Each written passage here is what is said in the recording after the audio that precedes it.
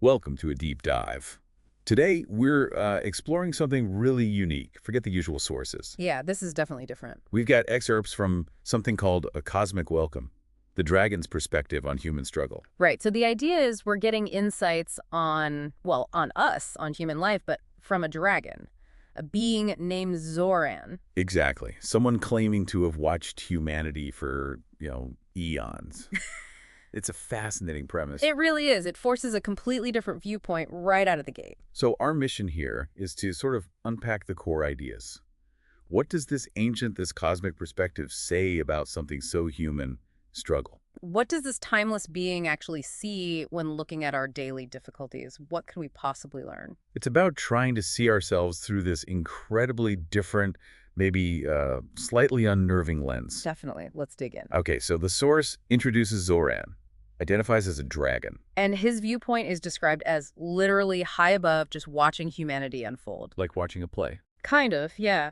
And his first observations, they're pretty vivid. He calls us a most peculiar, endlessly fascinating spectacle. Peculiar and fascinating. He sees our bustling anthills, our towering spires. He notes how fleeting our lives are compared to his timescale. But he also sees the intensity, right? Oh, yeah. Our magnificent, maddening capacity for both joy and sorrow. That duality really strikes him. He observes that we scurry, you strive, you lament. That phrasing. It paints a picture, doesn't it?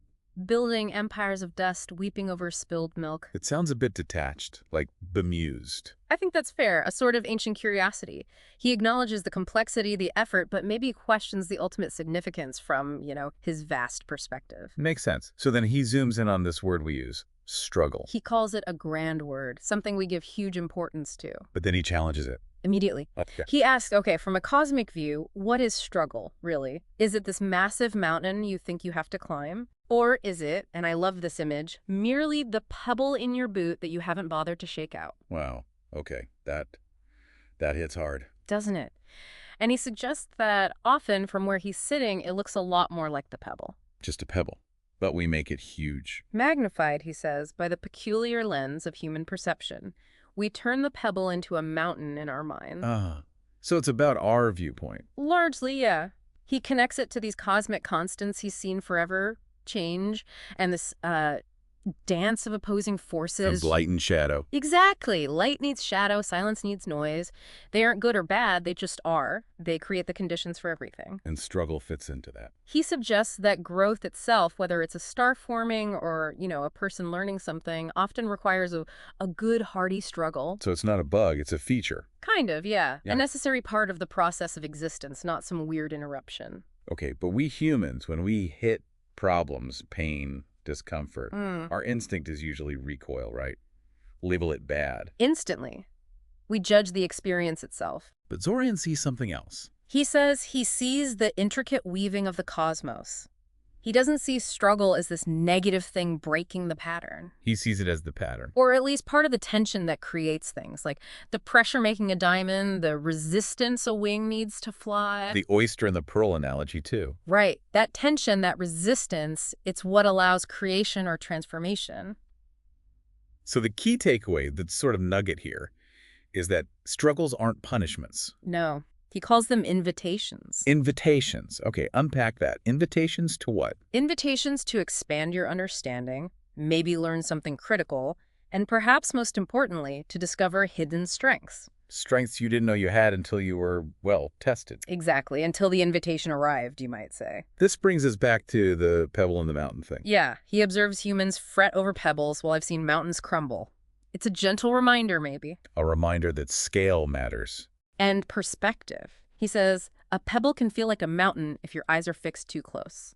It's about how zoomed in you are. Which leads right into what he calls his first lesson. Your perception. He says it's your greatest tool. And your greatest limitation. Yeah. Both at once. He really hammers this home. The feeling of struggle isn't mainly about the external thing happening to you. It's more about the insight. It's fundamentally about the internal narrative you weave around it, the story you tell yourself. That story determines everything. Its weight, its meaning, its impact. Pretty much. Is this obstacle proof you're failing? Or is it a chance to learn something new? Same event, Totally different experience based on the story. He gives examples, right? Yeah, simple ones, like a king being devastated by a rumor, a whisper, huge struggle, tiny cause. Versus, Versus a pauper finding deep joy just from sunlight on their face. External circumstances are opposite, but the internal state, the feeling of struggle or joy, comes from within. so the world is the canvas. And your mind is the artist. You paint the picture of your struggle. Wow. Okay, there's another analogy too, the seed one. Oh, yeah, that's a powerful one. The seed struggling against the earth, pushing through the dark soil, reaching for sun it can't even see. And Zoran asks, is that struggle bad? Right. Is that resistance a problem? And his answer is a clear no. He says it's the very act of becoming. The struggle is the becoming. Without that resistance, that push, the seed just stays dormant, all its potential locked inside. So applying that to us, Mhm. challenges are like the soil. Fertile ground for your growth, yeah. The necessary friction that ignites your inner fire. It's not blocking you. It is the way you grow. But Zoran observes we spend a lot of time resisting that process. So much time resisting what is, Yeah. fighting the tides of existence, you could say. We cling to comfort, the familiar. Even when it's maybe not serving us anymore, even when it's keeping us like that seed sort of dormant or stuck. So this resistance, it's the opposite of what he calls mastery. Exactly. True mastery, he says, isn't about somehow avoiding all storms. It's about learning to dance in the rain. I like that. Me too. It's about understanding that the wind that feels threatening, Can also be the wind that fills your sails. if you adjust, if you change your perspective and learn how to work with it instead of just fighting against it. Same energy, different relationship to it.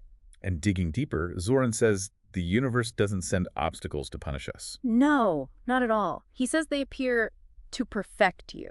To perfect, like refine. Yeah, refine. Each setback, each challenge is like a little cosmic nudge or a whispered question. The question is always something like, What can you learn here? How will you grow through this? Not just get past it, but grow through it. so challenges act like a mirror. Reflecting back areas where maybe your understanding is incomplete or where compassion needs awakening or courage needs to step up. He talks about finding the hidden alchemy in your pain, turning lead into gold, sort of. Transforming hardship into something valuable, yes. Wisdom, strength, compassion. Okay, so this is all fascinating high-level wisdom, but the source apparently gets practical too, with this dragon trial idea. Right. It's presented as a way to actually practice seeing things from the Zoran perspective in your everyday life. How does that work? It's pretty simple, actually. You pick one minor thing during your day, a small struggle, a frustration. Like what, spilled coffee, traffic jam? Exactly. Delayed bus, nagging thought, something small. Then, instead of just reacting like you normally would, You pause. you pause, take a breath, Mm.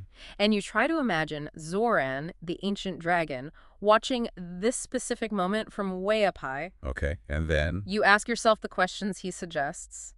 What would he see here that I'm missing in my immediate reaction? Is there a hidden lesson, an opportunity, a chance just to practice seeing differently? Precisely. And then, this is key, you actually write down your initial human reaction.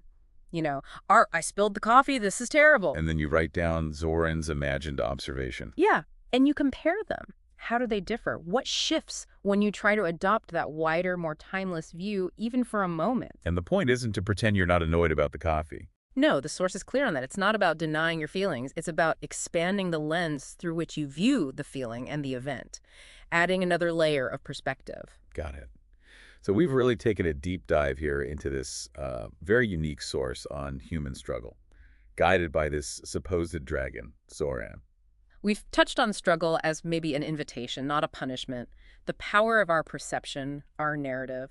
And how mastery might be about dancing with difficulty, not just resisting it. Yeah.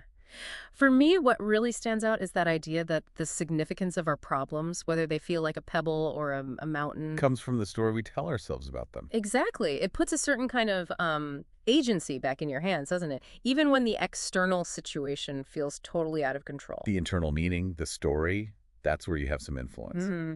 So here's a final thought to consider, drawing from Zoran's viewpoint. He mentioned somewhere that even the loudest dragon's roar is just one note in the huge symphony of existence. Just one note in all of time and space. So if every struggle, every pain, every joy you experience is also just a note in that cosmic music, and definitely a note in the symphony of your own life. Yeah. What kind of note is your current challenge adding to your personal composition right now? And maybe more importantly, Mhm. is that the note you choose to hear?